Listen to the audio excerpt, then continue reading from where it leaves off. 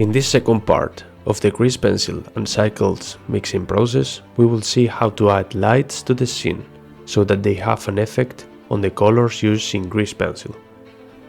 Additionally, we will propose a larger composition for rendering and redesigning the parts.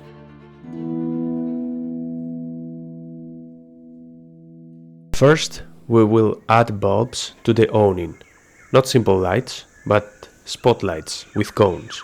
We will add them to both awnings. We will check how the reflection look on the awning, like this.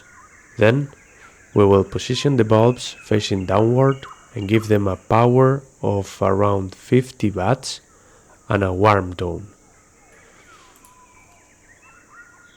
Once completed, we can see in cycles how these bulbs generate certain reflections on the glass. I like it. We will also add exterior lighting, imitating moonlight. For this, we will position different bulbs in parts of the set, such as the tree on the right, the roof, and each of the trees next to the road.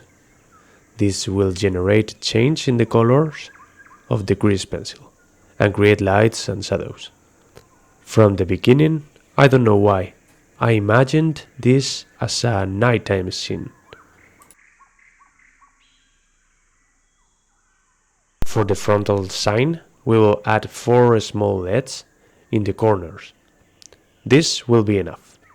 For the main sign, we will need to apply a little trick. If you add a track to camera in the panel, the lights will look much better. For the string lights on the ceiling, we will create a kind of LED rope. We will duplicate the objects, and once we have the desired pattern, we can duplicate it recursively using Shift-Ctrl-R.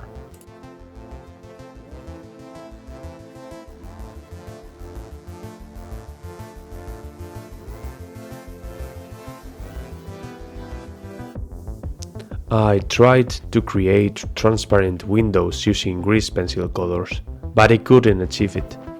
In this case, the procedure will be to completely erase the windows, create a mesh, and use a shader that allows the passage of light.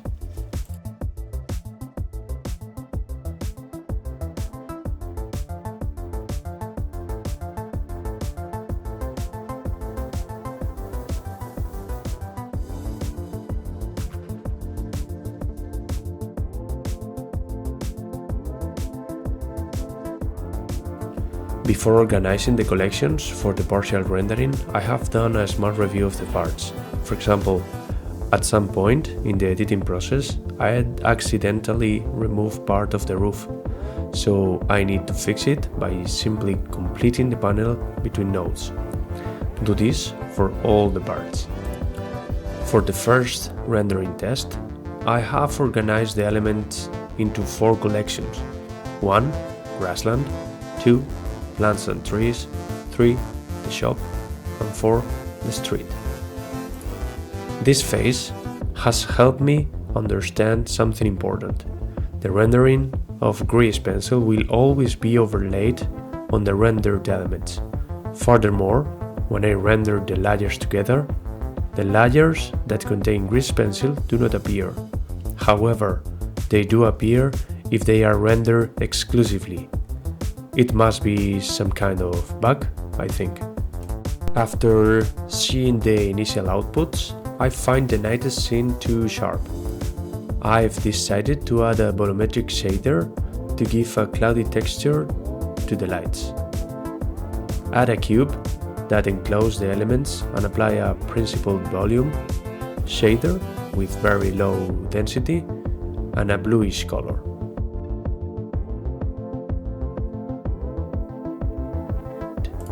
I have also added some bulbs to each of the trees to enhance the moonlight effect.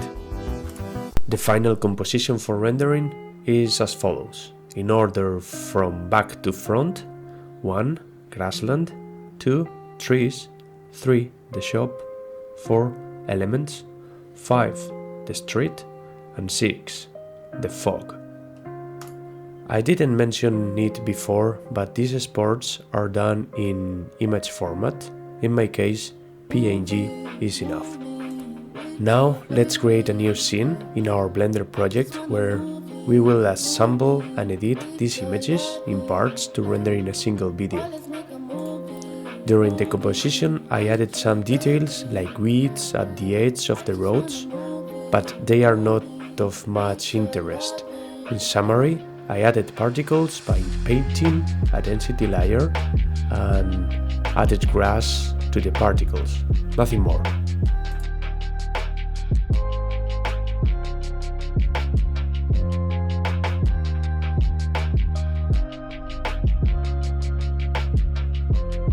In this scene we will work entirely in the composition panel.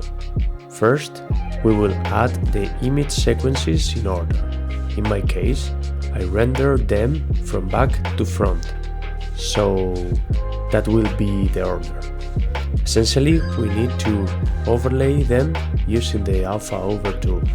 This way we can apply color corrections, saturation, exposure, and tinting to each part separately. In my case, I applied highlights to the vegetation area and grease pencil colors, lowering the midtones with curves.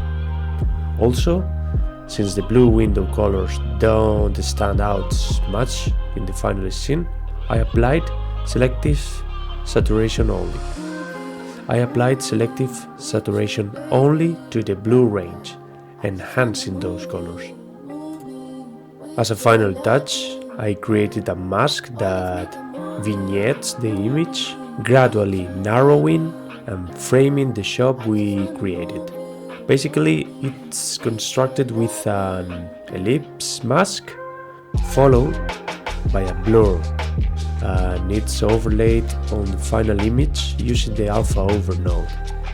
Here I showed two masks, one for the HD video for this tutorial and another adapted for the YouTube short, which was promoting this tutorial. To make the frame narrow step by step, simply add keyframes to the scale as desired to achieve that interesting effect. There are certainly many better ways to apply lights and render in cycles on elements created with grease pencil. For me, this has been a fascinating discovery. I can only ask for a little love, a like or a subscription, why not?